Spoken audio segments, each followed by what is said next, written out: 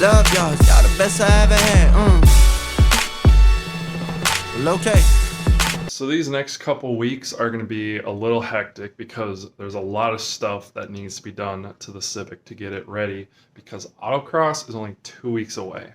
So I'm going to show you guys everything. I'm going to take you guys along, show you guys everything that's going to be happening here with the Civic. And also, we have some new developments to show you, like this 170 welder that I picked up from Harbor Freight, as well as a new tubing bender.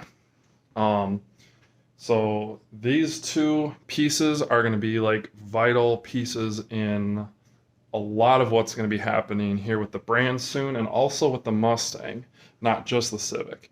So I'm going to unbox these two real quick, and then I'm going to talk to you guys about like what's going to be happening here in the next couple weeks. So let's get into it. Alright, so this is the titanium brand MIG 170 that I picked up. But it's not just a MIG welder, it also does FLUX CORE. And the reason I picked FLUX CORE is simply because you don't need gas tanks or anything to run it. And then this one is cool because it does 120 and 240. It's got a max output of 140 amps on 120, and then if you go up to 240 it does 170. After taxes and everything included, this was about a $600 welder, which is really all I need because it's not like I'm doing anything professional with it. So let's get it opened up and I'll show you guys kind of what it looks like.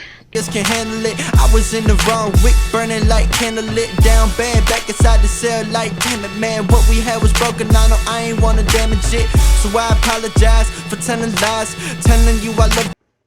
Also, a little disclaimer for you guys, I am not a welder. I'm not a professional welder, and I never have been. So if you guys see something, if I misquote something or you guys see something that's not right, don't come after me. Don't. With a cast on it, rocket ship love, girl, I love you to the moon and back. I know what we had, we lost, I'ma find it back. I can 5 on it, matter of fact, like a lighter pack. I'm doing time, recollection on the past, memories I had when I had you like that. Love y'all the best I ever had. Love. Alright, so this is everything like laid out here. I have everything out now. I haven't done anything, I've just taken everything out of the box. So it comes with instructions. It comes with these 2 gauges that you would use for MIG welding. And then it's got a different guide wheel that you need for different wire thicknesses. And it's got another gauge and another nose cone here for something. And extra wire feed tips, I believe these are. So this is the welder itself, and it has built into it the 240 cord, and then it comes with this adapter cord, and all you do is plug the 240 plug into here, and then you have 120. I have the panel open on the side here, and you can see this is where my spool of wire is going to go, and I'm going to take it out of my old welder, and hopefully that works. But I also need to figure out what like thickness of metal I'm going to go with to build what it is that I'm going to build. And then this is what I will or may not have to change out, because that's the wheel that spins that feeds the wire. I'm going to try getting the wire out of there and get this more set up and figure out more of what's going on. But I don't think I'm going to be doing any welding today, but I want to at least kind of fire this thing up and see if I can maybe lay down a couple tack welds and get it set up and ready. Alright, so everything makes more sense when you look at the instructions. So it's kind of weird how they do this, but it's pretty simple. This pigtail here, as you can see, goes into that rightmost port. So just want to make sure I'm getting this in there correct. And then do I spin it or something? And then this, the actual grounding cable itself, just gets hooked up in there. Alright, so this is pretty straightforward. I literally just loosen this nut, and then this gets connected into here, and then I just got to tighten that down. I think I got everything set up. I have my wire set up in the gun. I have the wire feed wheel changed to the correct direction and all my tension set. I got my tensioner set. I don't know what this spool gun and MIG flux means, but I'm not too worried about that. I have it plugged in. And on the back side here, I have it set to 120, so I'm going to go ahead and turn it on. And I only have it fed into the feed about a foot. And then I was reading the instructions.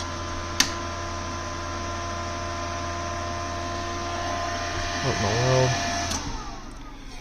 Shut it off so it's not making noise. So I was reading the instructions, and this actually has a 2-touch and a 4-touch feature, which means what you can actually do with it is if you want to be welding and you put it on the 2-touch, it's probably what you guys have all used in the past, where you hit it and it'll be welding, and then you release when you want to stop welding. The 4-touch setting means you can like hit it and it'll just start welding on its own, almost like cruise control. And then you just hit it twice, hit it and release it when you want to stop welding. But I'm going to start off with the 2-touch method. So let me go ahead and turn this on. I'm going to turn down my wire feed, my wire speed. I'm going to set these two to about the middle here. And I'm not going crazy today.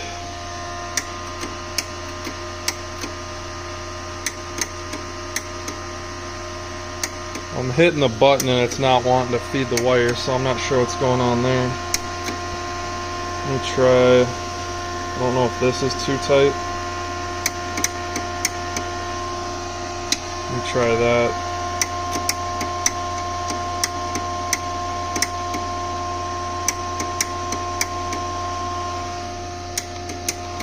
Well, I'm hitting it and nothing's happening. So I'm not sure what's going on there. Let me try backing off my tension a little bit. So I'll set that to 2.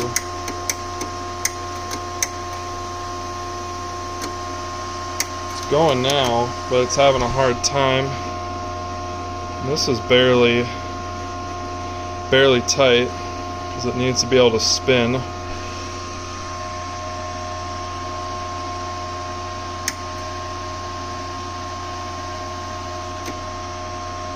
See if I can turn the wire speed up.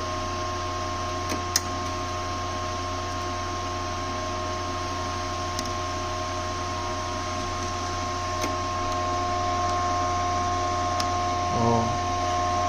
This is really bound up here, and I don't know why that is.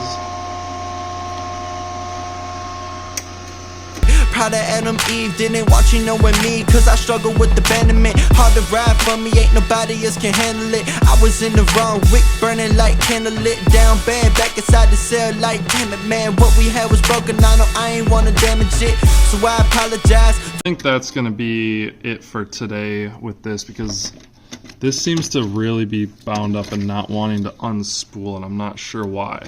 But I'm gonna ask my buddy who's a welder why this is kind of being fussy. But I've got my tension set correct, and this has a spring in it, as you can see, and you don't want it, it's got a spring between these 2 washers, and you don't want it too tight, but you don't want it to free spin. But at least we got it set up. That's all I needed. It looks good. So I'll show you guys what's going on with the car real quick, but I think I'm done with this for today. Alright, so the front bumper is off, and essentially what we're doing with this is it's going to have like one of those tubed front ends that you see that drifters commonly have and drag race guys will have. So this front crash bar has to come off, and I don't know how much I'm going to be cutting into the core support.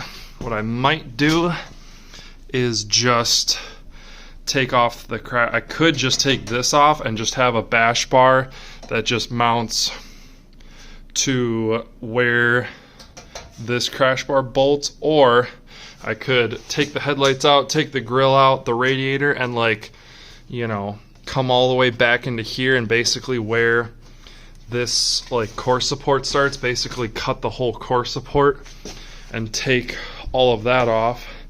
And the idea behind that is it should take weight off the front end, and it should help with the structure and the rigidity of the front end and everything. And if I so desired, I could even fabricate my own traction arms, but because I have my radiator, and the radiator mounts are good, but they could be better. And then there's also going to be an oil cooler that needs to mount like right here, and you can see there's still the mounts for the AC condenser. So really what this comes down to is I want to make the front end stronger and lighter, and I want to make it not only stronger for suspension wise and just like the structure of it. It's already a very stiff car, but I want to make it as good as it can be. And then also in case of an accident, it has more you know, more structure to it, and it protects the radiator and the oil cooler better. But I'm not really concerned about that. I'm more worried about making the front end lighter, and also making the, just so it helps with turn in and making the car easier to work on.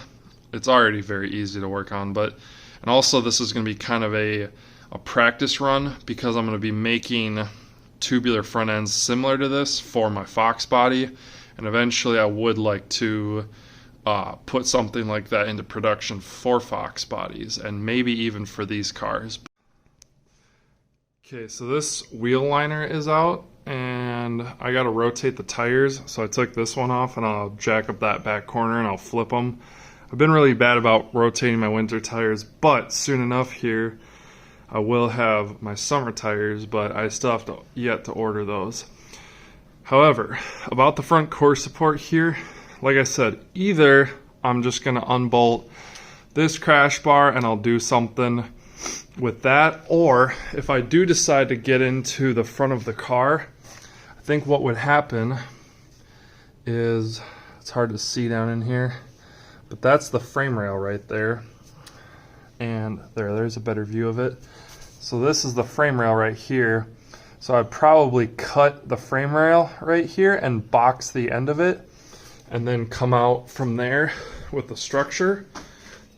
And then with this front upper core support, all I would do is like cut it somewhere in here or here, and I would just tube it up front there and down below here, because that's the only places that the core support attaches.